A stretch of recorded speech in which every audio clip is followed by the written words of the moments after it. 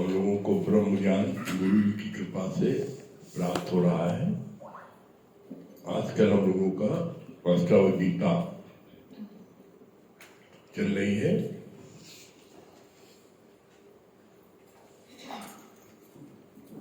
प्रथम प्रकरण का प्रथम श्लोक चल रहा है। कल पढ़ा गया था।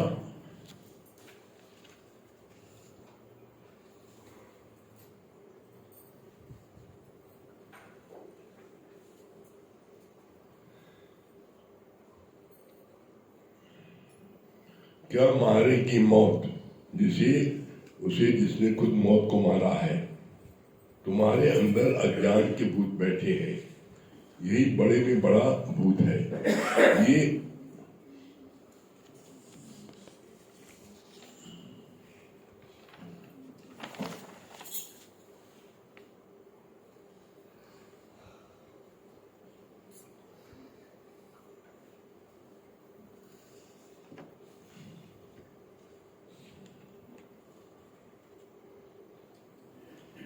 ये अज्ञान ज्ञान से जाएगा। तुम श्राद्ध खिलाते हो, गाय को रोटी खिलाते हो, एक दिन बाकी दिन वो कहाँ से खाएगी। तुम शरीर को जलाकर आते हो, फिर किसको खिलाते हो। तुम सबको अलग अलग भोजन खिलाते हो, या माँ खुद खाना खा ले तो क्या बच्चों को पेट भर जाएगा। ऐसा नहीं होता। तुम सबको भगवान करके देखो, सारे टेंशन से बच जाओगे। और ज्ञान सब ज्ञानड़ी ब्रह्म ज्ञान का ज्ञान, जैसे गोला तोप का मार करे मैदान। आज ही अज्ञान को निकालो, नहीं तो कभी भी नहीं निकलेगा। ये बात क्यों बोली गुरु जी ने? आज ही अज्ञान को निकालो, नहीं तो बाद में कभी नहीं निकलेगा। क्यों? क्योंकि आज साकार में सदगुरु मिला है। अगर उसके रहते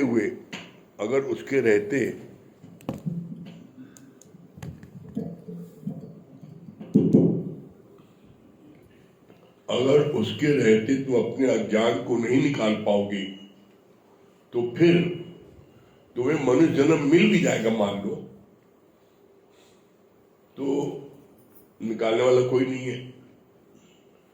और एक बात बहुत ही 200% सत्य है, बिना साकार गुरु के मुक्ति नहीं मिल सकती। बिना साकार गुरु के ज्ञान प्राप्त नहीं हो सकता। क्यों? जितनी भी पुस्तक है, कैसेट है, ये जड़ है। ये जड़ है। गुरु जी तो इसको बोलते हैं, ये मरी हुई मक्खियों के समान है। अब जैसे अगर मक्खियों को मार के एक लाइन से ऐसे बिछा दो, तो जैसे अक्षर है ये, और इसे लगेगा वो भी मरी हुई मक्खी। तो इसलिए गुरु ने तुलना की है, ये जो है मरी हुई मक्खियों के समान है। कैसेट में जो बात चली आपने सुन लिया। अब सुनने के बाद में आपके मन में प्रश्न उठे, ऐसा संभव है? तो प्रश्न जो है थोड़ी कैसे जवाब देगा? जवाब तो देगा साकार गुरु। तो इसलिए किसी प्रकार का कोई भी संशय, भ्रम, किसी प्रकार की कोई भी बात समझ में नहीं आती है, कोई बात आप गलत समझते हो, ये गलत है, यही बात करो उसको मन में नहीं रखो। क्यों? जिस चीज को आप बड़ा गलत समझ रहे हो वो बहुत सही है। क्यों? अभी आप धरती पर खड़े हो, धरती की तल पर हो, देह में हो, तो तुम हर बात को देह की तरह सोचते हो। जब तुम 5वीं मंजिल में खड़े होगे आनंदमय कोष में, तो तुम्हारे कुछ 5वीं मंजिल पे जो खड़ा व्यक्ति है, ग्राउंड फ्लोर पर खड़ा व्यक्ति उसको नहीं देख सकता। एवड ऊंचा होए तिस ऊंचे को जाने सोए। जब तुम भी सामने की बिल्डिंग में 5वीं मंजिल में जब खड़े होगे, ऊपर पहुंचोगे, तब तुम देखोगे बराबर में वो क्या काम कर रहा है। नीचे से तुम्हें कुछ नहीं दिखाई पड़ता, तो तुम्हारी जो अपनी कल्पना है उसके अनुसार तुम सोचते हो। तो इसीलिए बोला गया है my master is always right, may be I wrong. हम गलत हो सकते हैं लेकिन मेरा मास्टर गलत नहीं हो सकता है। और ये बात शुरू में बहुत आती मन में, गुरु को ऐसा नहीं करना चाहिए, गुरु को ये नहीं करना चाहिए, गुरु को ये नहीं बोलना चाहिए, गुरु को नहीं, ये बातें बहुत आती हैं शुरू में। जब गुरु जी के साथ में बहुत समय तक बिताया साथ में, और गुरु जी के बाद जब कोई व्यक्ति भी आए अपना किसी प्रकार का कोई कष्ट कहे, गुरु जी हमारी बेटी की शादी नहीं हो रही है, गुरु जी बड़ी गरीबी है, गुरु जी नौकरी नहीं मिल रही है, गुरु जी कच्चा मकान है, एक पक्का मकान, कोई समस्या कोई व्यक्ति आगे बताता था तो गुरु जी सिर्फ एक बात बोलते थे, सत्संग आने लोगों सब ठीक हो जाएगा, सत्संग आने सब ठीक हो जाएगा। हमने जब उनकी ये बातें 10 बार सुनी सबको, तो हमारे मन में ये आने लगा इनसे ज्यादा तो हम जानी थे। एक पुड़िया दे रहे हैं और बाद 10 पुड़िया है, हम सब बोले जैसे होता है ना, अगर जल्दी छिलके जाए, आधा जल होता है उसमें घड़े में तो बहुत छलकता को आवाज करता है, और जब भर जाता है आवाज बंद जाती है। जब ज्ञान से भर गया, गुरु जी साथ में 20-25 साल रहे, और जब सब तरफ से समझ लिया तब समझ में आया कि हाँ वही एक पुड़िया है और कोई दूसरी पुड़िया नहीं है, कोई दूसरी पुड़िया नहीं है। यहां तक कि गुरु जी ने बोला ब्रह्म ज्ञानी को भी, बोला ब्रह्म ज्ञानी के लिए भी सत्संग जरूरी है। अगर ब्रह्म ज्ञानी भी सत्संग में नहीं बैठेगा, इस घेरे में नहीं बैठेगा, लक्ष्मण रेखा में नहीं बैठेगा, तो उसके अंदर भी गंदगी आ जाएगी। क्यों आ जाएगी? उसका जवाब दिया और प्रमाण दिया। कहा जैसे आप अपने कमरे को खूब झाड़ू पोछा लगा दो और कमरे को सब तरफ से बंद कर दो, किमाड़ा खिड़की बंद कर दो, पर्दा लगा दो, उसके बाद भी आप अगले दिन देखो तो वहां पर टेबल पर धूल आ जाती है, आप उंगली से उसको पोछो तो देखो धूल खूब आ जाएगी। एक दिन में धूल आ जाती है, शीशा है उस पर धूल आ जाती है, जितना आपको पोछने पर जितना क्लियर दिखाई पड़ेगा और धूल में नहीं दिखाई पड़ेगा। और जब वही धूल उस पर 4 दिन हो जाती है तो उसमें शकल दिखाई नहीं पड़ती। इसका प्रमाण दिया उन्होंने। कहा एक ब्रह्मज्ञानी गुरु सत्संग करते रहे और सत्संग करते करते उनको ये लगा कि अब हम पूर्णता को प्राप्त हो गए हैं, अब हमें क्या जरूरत है, अब हम जाए हिमालय में अपने जाके बैठे, वहां पर चले जाए कंदराओं में, गुफाओं में। रोज कौन ही लोगों की माथा 25 है, कौन लोगों प्रश्न को उत्तर से बार बार झंझटबाजी चल जाए, एकांत पर है। उन्होंने अपने शिष्य को बोला तब तुम सत्संग करना, हम जा रहे हैं वहां। कुछ ही समय हुआ, कुछ ही समय बीता, महीने 2 महीने बीता, वो भाग के लौट के आ गए,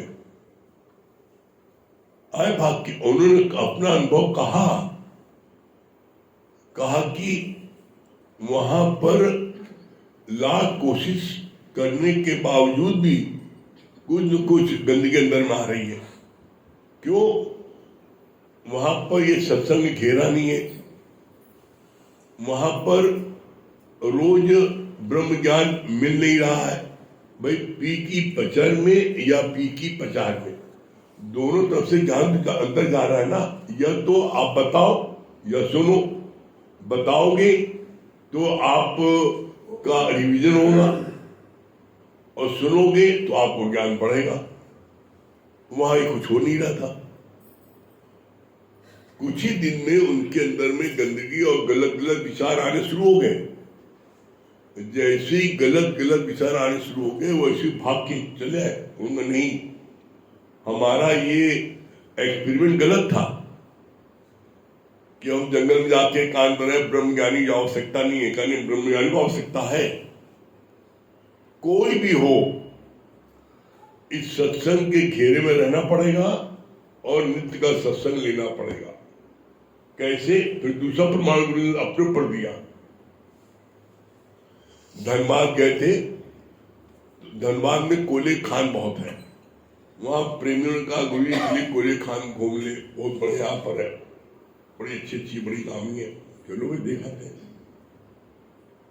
सब प्रेमी जितनी लेडीज जेंट थे सब नहा धो के को पाउडर लगा करके, क्रीम पाउडर लगा के गए अंदर, और जब अंदर से लौट के बाहर आए तो सब मुंह काला, सबकी दोस्ती, सबका सूट काला। तब भगवान ने कहा देखा, सीखो, कैसा भी चतुर सियाना कोई भी हो, ब्रह्मज्ञानी भी हो, देखो यहाँ पर अंदर जाने पर काजल की कोठरी में कितनों सियाना जाए काली लग जाएगी। कहा देखो यहाँ खान में गए हम समेत कोई बचा जिसको मुंह काला न हो गया हो। तब कहा कि ये ब्रह्म ज्ञान एक मात्र ऐसा साधन है जो नित्य आपके मन की सफाई करता है। यहाँ गुरु की वाणी आपके मन को साफ करती है।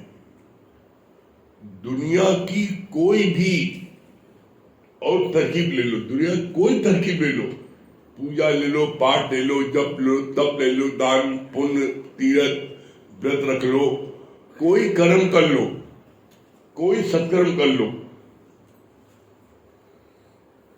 ये जो है तुम्हारे अंदर में प्रदूषण को आना बंद हो जाए, बंद नहीं होगा, प्रदूषण आएगा।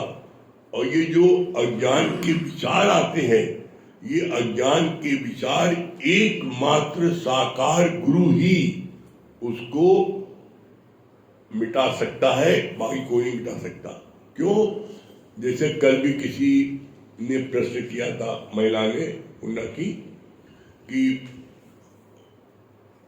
बेटी जो है वो दिन भर फोन से बात करती है, मोबाइल देखती है और लोगों से बात करती है, बहुत समझाते हैं तो समझती मैं ही सही हूँ और सब पूरा गड़बड़ गलत है, कितनी भी सब बात करते मानती नहीं। तो अब ये बात दुनिया के किसी शास्त्र में नहीं लिखा है उपाय इसका। यही बोला गया ना कि तुम कितना भी डांट लो डपट लो, चाहे लड़का हो चाहे लड़की हो, जवानी दीवानी होती है और इस समय तुम इनको कितना डांटो मारो पीटो कुछ कर लो, कोई सजा दे दो, ये मानेंगे नहीं। इसका एकमात्र उपाय है सिर्फ क्या है, उनको प्यार से समझाओ। होता क्या है, घर वाले प्यार से एक बार दो बार समझाते हैं, उसके बाद उठा लेते हैं डंडा, हाथी मारेंगे, हाथ तोड़ देंगे, पैर तोड़ देंगे, गाली एकदम उस पर उतारते हैं। एक बार नहीं, तुम उनको जो है 100 बार समझाओ प्यार से। और प्यार समझाना क्या है, उनको समझाने ये मत करो मत कहो, भूल गए, उनको उसका डार्क साइड दिखाओ। भाई तुम्हारा भी पढ़ने की उम्र है, तो वही तुम पढ़ रहे हो, है? तुम हाई स्कूल में हो, तुम क्लास 11th में हो, इंटर में हो, बीए में हो, अभी तुम पढ़ाई करो, तुम्हारी पढ़ाई पूरी नहीं हुई है, अभी तुम्हारी पढ़ाई को पूरा होने में 5 साल 4 साल 6 साल बाकी है, और तुमने अभी ये सब खुराफात कर ली, तो इसमें क्या होगा, पढ़ाई का मन नहीं लगेगा, परिणाम क्या होगा, फेल हो जाओगे, परिणाम क्या होगा, किसी काम मन नहीं लगेगा, तुम्हारा किसी काम मन नहीं लगेगा। क्यों? क्योंकि ये जो शारीरिक सुख होता है देह का, वो इतना जबरदस्त होता है, इतना आकर्षक होता है कि आदमी उसको प्राप्त करने के लिए बावला रहता है, एकदम पागल हो जाता है। इसी चीज के लिए बोला गुरु जी ने, ये प्रमथन वाली इंद्रियां, ये प्रमथन वाली इंद्रियां इंद्रियां कौन सी है? आंख, आंख, कान, नाक, पैर, हाथ।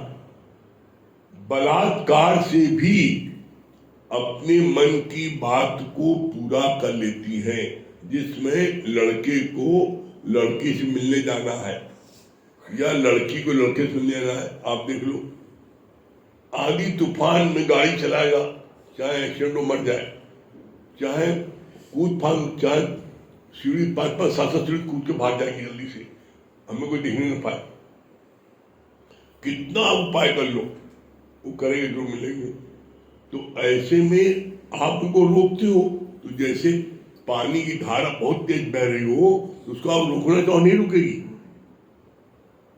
आप उस दिशा को मोड़ दो।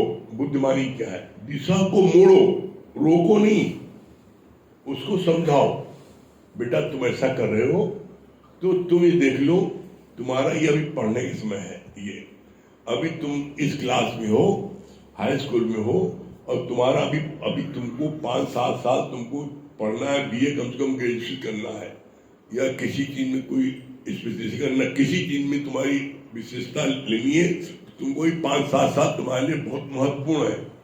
और तुमने अगर इसमें ये समय बिता दिया, और 5-7 साल ही तुम्हारी जवानी के हैं, जवानी में सब चीज होती है। अब तुम जवानी में तुम्हारी बड़ी ताकत है, उस समय तुमने अपना समय नष्ट इसमें कर दिया। अब तुम जब ग्रेजुएशन नहीं हो पाए, अब तुम्हारा पढ़ाई मन नहीं लग रहा है, फेल हो गए, अब तुमको कोई सर्विस नहीं मिल रही है, तुम क्या करोगे? क्या करोगे? पेट भरने के लिए चाहे तुमको ईंटा गारा उठाना पड़े, और चाहे भीख मांगना पड़े, और चाहे चोरी चमारी करनी पड़े, करना पड़ेगा कुछ। ये पेट इतना जालिम है कि इसको अगर जब भूख लगी होती है तो कुछ नहीं दिखता, फिर वो सब पर करने को तैयार हो जाता है। तो ऐसे में जब कभी किसी दिन अपने को 2 दिन भूखा रखो और कुछ दिखाओ दो, कैसा कैसा अंदर में तड़पन होती है, उसमें आदमी कुछ भी कर सकता है। अगर तुमने अपना समय, कीमती समय इन सब खुरापात में खराब कर दिया, तो फिर जब तुम 25-30 साल के हो जाओगे और फिर तुम्हारे अंदर वो एनर्जी नहीं रहेगी कार्य करने की, तो क्या हाल हो तुम्हारा? भीख मांगना पड़ेगा, मजदूरी करनी पड़ेगी, रिक्शा ठेला चलाना पड़ेगा। सारी जिंदगी तुम रिक्शा ठेला चलाओ और लोग तुमको गाली बक्के मारे, पीटे, बेइज्जती से तुमको बुलाए, वो अच्छा लगेगा? और आज आप देख लो, रिक्शा वाला चाहे कितना पढ़ा लिखा हो, लेकिन कोई भी व्यक्ति उसको किस ढंग से बुलाता है, कैसे उतरा, कितना उससे, और कितना उसको हीन दृष्टि से देखता है। तो क्या तुम चाहते हो कि समाज में तुम्हारी ऐसी दुर्गत हो, और उसको प्रमाण दिखाओ कि तुम्हारे खानदान में देख लो फलाने ने ऐसा किया था, उसकी आज दशा देख लो क्या है। कहीं नौकरी नहीं कर रहा है, जब आवारा से तो घूमता रहता है, किसी भी रिश्तेदार के घर जाता है, कोई रिश्तेदार उसको अपने घर में घुसने नहीं देता, ये काबा दिखाए आयो। और वही एक आपके ही खानदान में जो लड़का पढ़ लिख कर इंजीनियर हो गया, डॉक्टर हो गया है, बड़ा वकील हो गया, गवर्नमेंट की अच्छी पोस्ट पा गया, बढ़िया अफसर हो गया, जब वो आता है आपके घर में तो आपके सब आइए आपको वेलकम है, पूरा घर भर उसको वेलकम करता है। तो तुम अपना 5 साल अभी ये गवा करके और तुम फिर अपने 75 साल जिंदगी भर रो रो के जियो, वो अच्छा है कि 5 साल भी मेहनत कर लो फिर 75 साल शांत से जियो, वो अच्छा है। अमर जी तुम्हारी है, आप डॉक्टर दिखाओ तो उसको। और हमने ये बात देखी है, और हम तो कहेंगे ये बात, हम तो प्रैक्टिकल हमने इस बात को, परिवार में होता है, परिवार में होता है कि पत्नी हमेशा ही चाहती है कि पति मेरे पास दिन भर रहे, ऑफिस नौकरी करता है, नौकरी करके मेरे पास बैठा रहे, मेरे निहारे मेरे पास रहे। और आदमी चाहता है कि हम खूब मेहनत करें, पैसा कमाए उसको। तो ऐसे में मेरे साथ भी बात आई, भाई जब घर से दिन भर गायब रहो तो बड़ी जल्दी पत्नियों बड़ी जल्दी शक होता है, कहा बात है, कहाँ इतना टिम्बर गायब हो गया, कहाँ रहती है, बड़ी जल्दी उनको होने लगता है। और अगर कोई भूल से कोई थोड़ा फुसकी मार दी तो मुसीबत पड़ता हो। अगर किसी ने फुसकी मार दिया, हाँ हम देखा ना फलाने के साथ, फिर देखो क्या हाल है।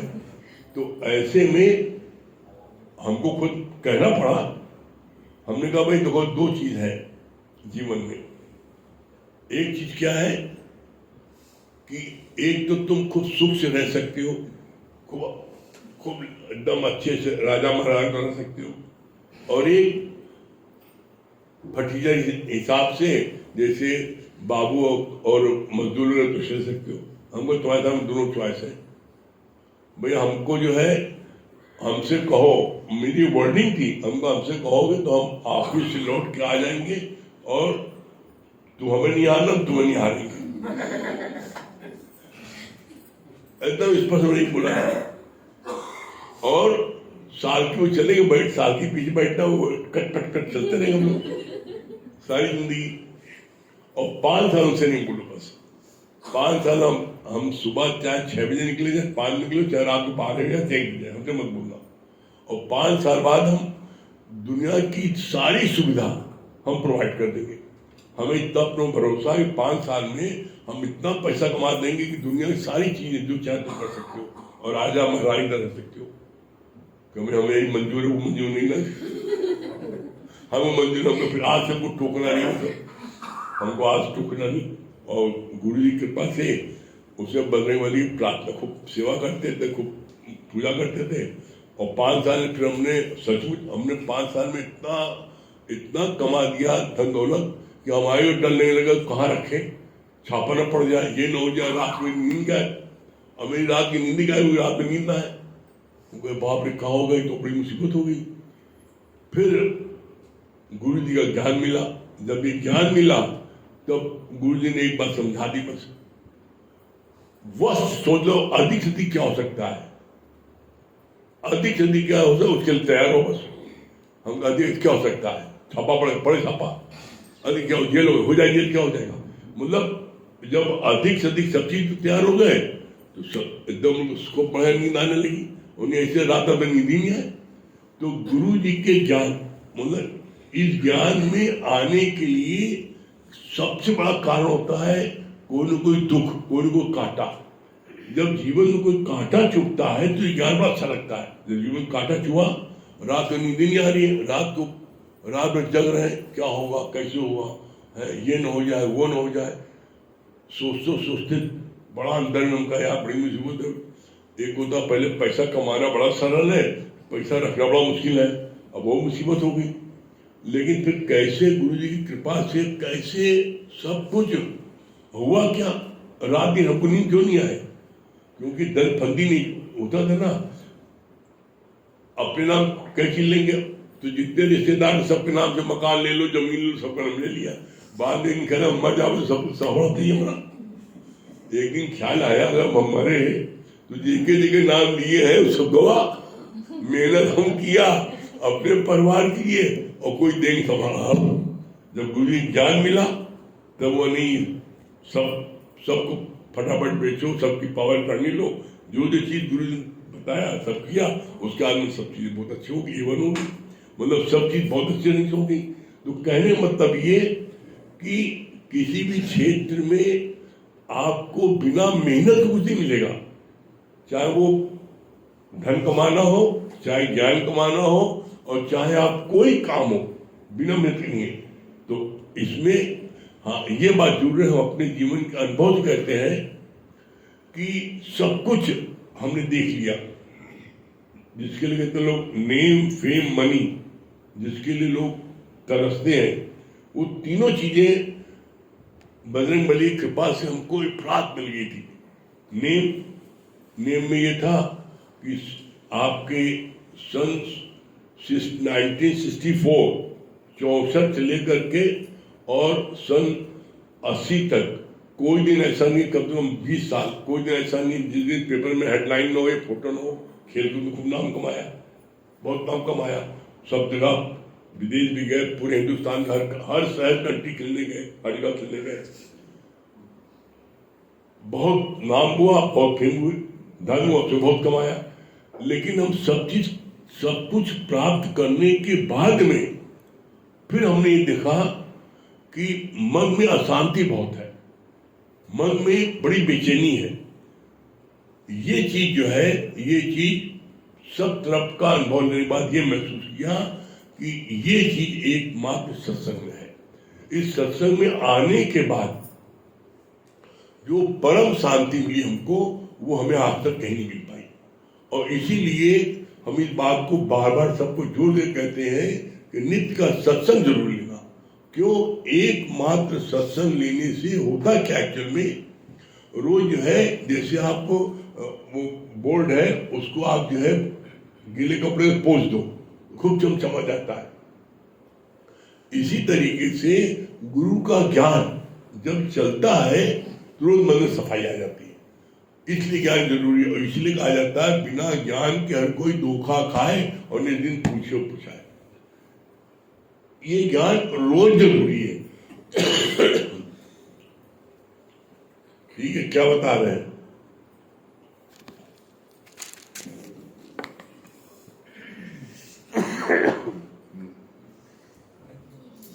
संगीता क्या बता रही हो?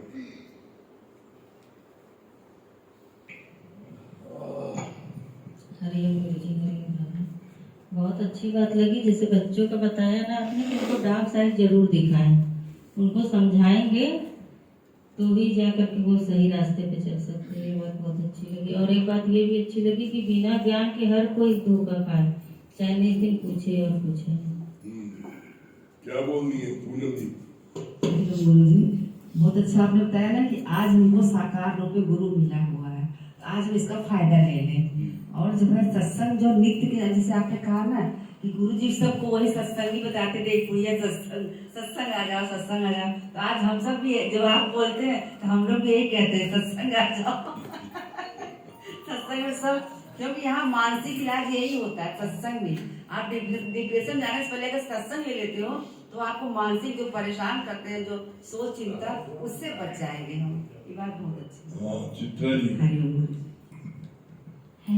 जी, हरिओम। सच में आज साकार गुरु जब जीवन में है तो समय रहते अपने जीवन का उद्धार कर ले, क्योंकि कपड़े को सुखाने की आज की धूप चाहिए। तो साकार गुरु जी हैं तो उनके वचनों को अपने जीवन में लगाए और कहे ना कि नेम फेम मनी ये तो कमाने में बहुत मेहनत करना पड़ता है और इसमें शांति आनंद प्रफुल्लता नहीं है, सिर्फ गुरु के चरणों में है, परमात्मा के वचनों में है। हरिओम गुरु जी। शाम की मीरा। हरिओम गुरु जी, जैसे आपने कहा नहीं कि बिना साकार गुरु के हम मुक्त नहीं हो सकते, और जो हमारे अज्ञानता के विचार हमारे अंदर भरे हुए हैं वो एक साकार गुरु ही निकाल सकते हैं। क्या बोली है मुखिया जी? मुखिया जी दोनों भगवान में चाहिए। हरिओम गुरु जी।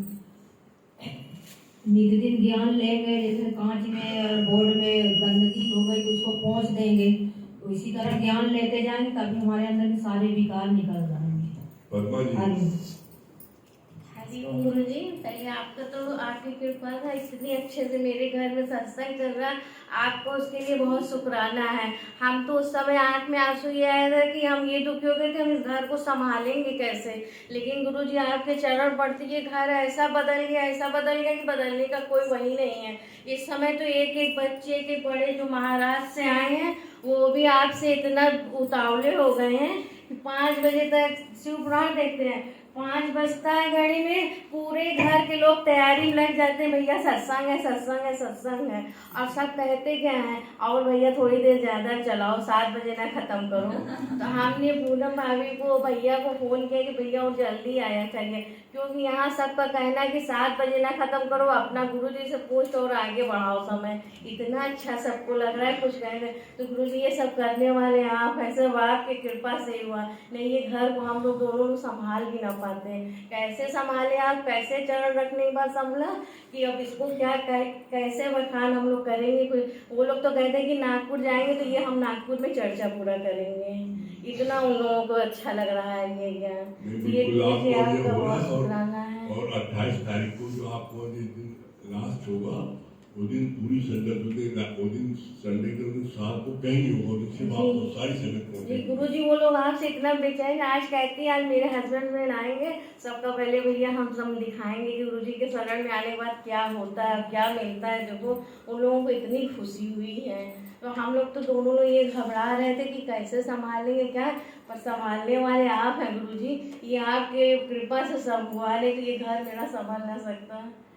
कितनी प्रेम की भावना आपने भर दी सब में कि सब एक दूसरे को इतना प्रेम करते हैं, बच्चे बड़े, कोई में वो चीज़ है ही नहीं है। लग रहा है जैसे सब कुछ आप लेके उड़ गए हैं। तो मैंने कहती का लग रहा है जब भैया से भैया लग रहा है पंखा में सब उड़ गया, कुछ है ही नहीं रहे यहाँ घर में।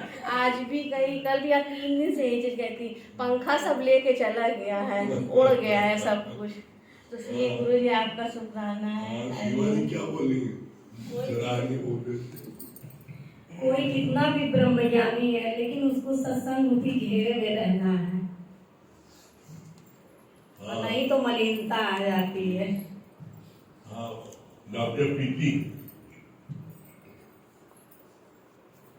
हरिओम गुरु जी, आपने बताया ना वास्तव में निराकार परमात्मा ही साकार रूप में हम भक्तों का इस धरती पर उद्धार करने के लिए अवतरित होता है।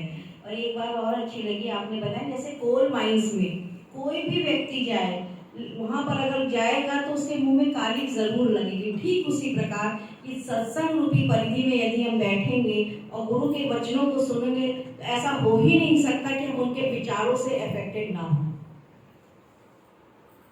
और माया में जाएंगे तो कालिक लगेगी। बदन सम्राट नीलू भी क्या बोलेंगे। हरिओम गुरु जी, सच बात है गुरु जी, आपने बताया ना कि बच्चों को किसी भी अगर कुछ भी गलत होता है या लगता है तो उसका डार्क साइड दिखाएं, ये बहुत जरूरी होता है। और सच में अनुभव होता है कि हर मर्ज की दवा है, एक ही पुड़िया सत्संग में आ जाओ। और अब एहसास होता है गुरु जी कि हर मर्ज की दवा सत्संग में है। और बच्चों को प्यार के अलावा कोई दूसरा रास्ता नहीं, प्यार समझाएगा। कभी उनको तैस नहीं करे, गुस्सा नहीं करे, उनको मारपीट नहीं करे। इधर क्लीन करने से बच्चा जब बिगड़ जाएगा बन नहीं सकता, बिगड़ जाएगा। दूसरी बात क्या कि बच्चों के साथ में ना जब वो बोलते हैं कि तुम्हारा पैर और उसका पैर बराबर, तुम्हारा जूता उसके में आ जाए तो उससे दोस्ती बना करो, उससे फिर करना, उसको डिक्टेटर मत करो, कोई नहीं पसंद करता है। और उससे बच्चे में अपने मन की बात नहीं करते, ना लड़का के लड़की हो, उनको इतने प्यार से दोस्ताने उसके अंदाज से बात करो उससे कि वो जो है वो अपने मन की हर बात कह दे, तुमसे हर बात कह दे। और जो बच्चा अपनी मन की बात को अपने माँ बाप से कह देता है वो बच्चा कभी नहीं बिगड़ सकता, चाहे कितनी भी कैसी कोई बात हो। हाँ, ये बात जरूर है, चाहे कितनी भी गलत बात उसने कर दी हो बच्चे ने, उसके बावजूद भी उसको ऊपर नाराज न होना, ये माँ बाप का काम है। कैसी भी स्थिति में अपनी कोई बात बताता है तो उस स्थिति से उसको ऊपर उठाना, उसको उसका डार्क साइड दिखाना। और उसमें तुमने अगर ये बोला अच्छा है जैसा कि उसका भोगो, तो आपसे हर बात छुपाएगा। कहीं कोई बात देखो, ये आपकी जवानी ऐसी दीवानी होती है, इसमें आदमी पागल हो जाता है।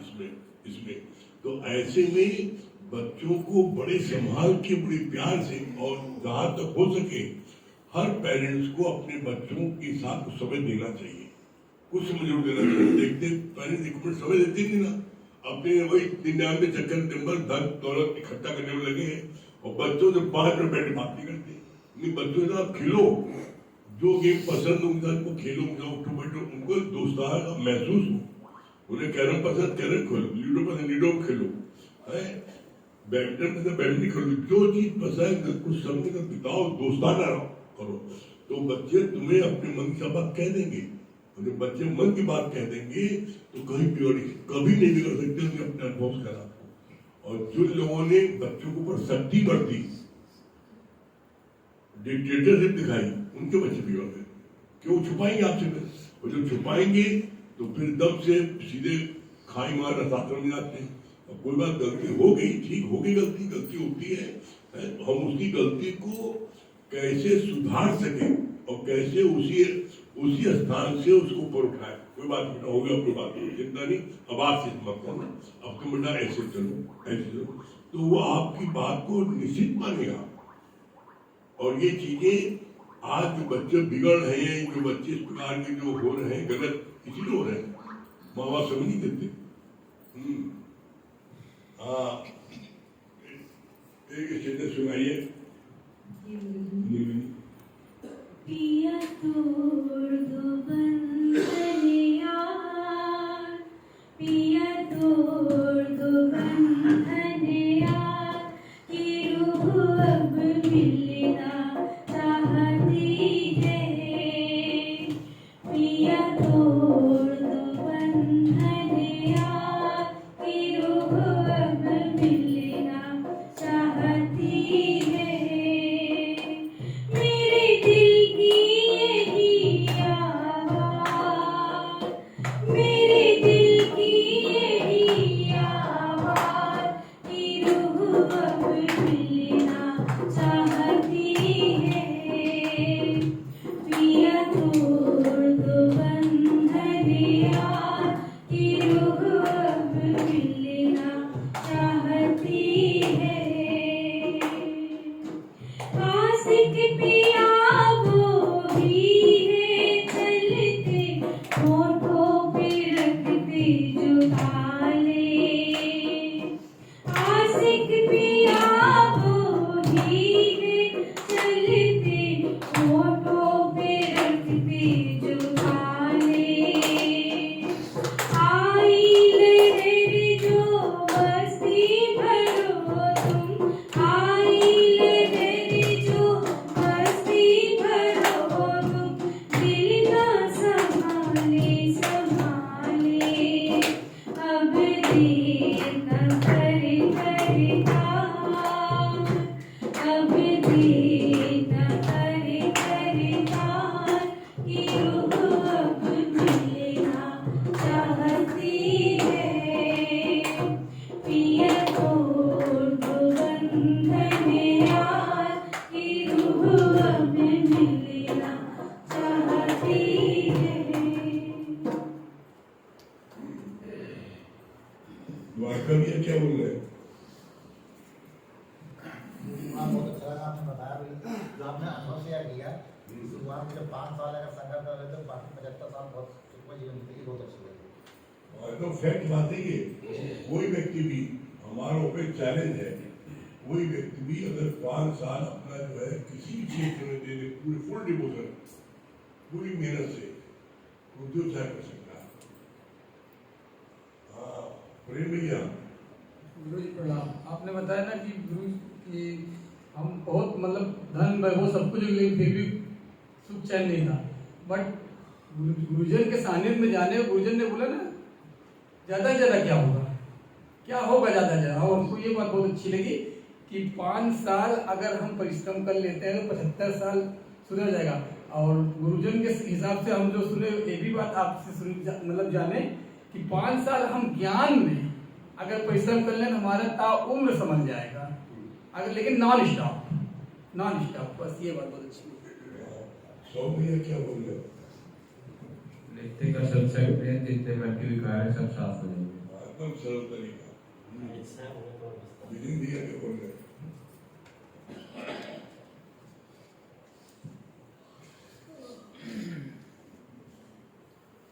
यही आपने बताया, अपना अनुभव जो शेयर किया कि आपने सारी चीज़ें थी आपके पास, लेकिन मन में शांति नहीं थी।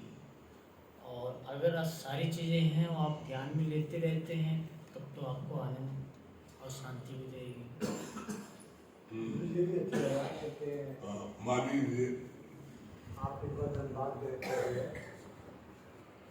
अरे गुरु जी, आपने एक बार बहुत बताया कि हम धनबाद गए थे, तो वहाँ पे कुछ मतलब कोयले का कारखाना था। तो जब सब लोग नीचे गए वहाँ पे देखने के लिए, तो जब ऊपर आए तो सबका मुंह काला हो गया, हाथ काला हो गया, पैर काला हो गया, सब पूरा कपड़ा काला हो गया थे। तो कहा कि जगह काजल की कोठरी, मतलब इसमें वही बच्चे जो तेरे दर पे रहे, धूल चरणों में जिनको मिली।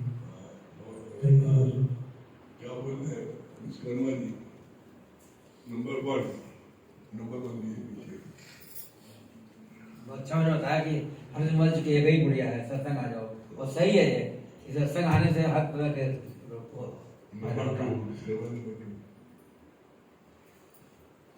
हरिओम गुरु जी, बहुत अच्छा आपने बताया गुरु जी कि अगर हमको हमारे अंदर जो भी अज्ञान है, जब हम साकार गुरु के पास बैठेंगे और उसको सुनेंगे तो अपने आप हमको अज्ञान हमारा दूर हो जाएगा। नरेंद्र भाई,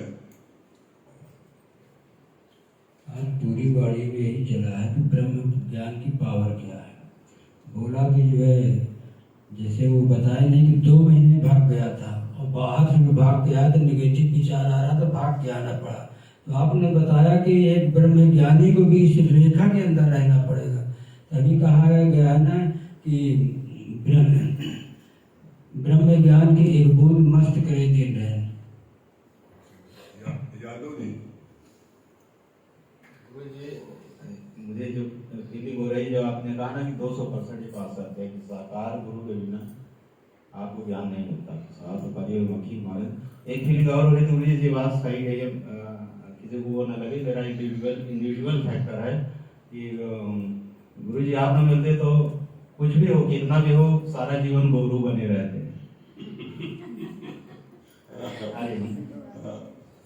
क्या बता रहे? बहुत अच्छी बात है कि गुरु जी के पास जो भी जाता था तो भी कहता था मेरी नौकरी नहीं है, मेरे खाने को नहीं है। गुरु जी एक ही बात कहते, सत्संग आओ। तो समझ में नहीं आता था, अब समझ में आ रहा है सत्संग क्यों आते हैं।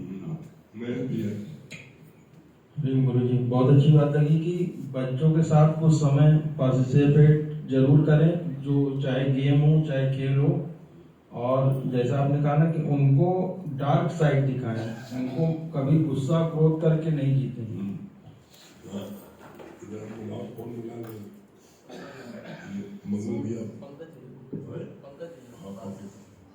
पंकज भैया, मंगल भैया, पंकज भैया।